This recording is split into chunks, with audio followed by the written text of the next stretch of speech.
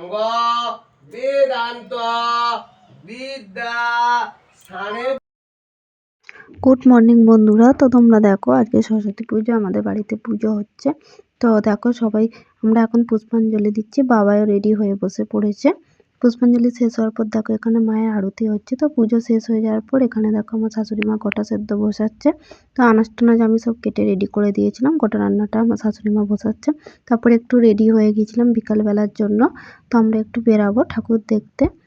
তো আমি এখন রেডি হয়ে গেছি। তো বাবাইকে এবার রেডি করে দিচ্ছি।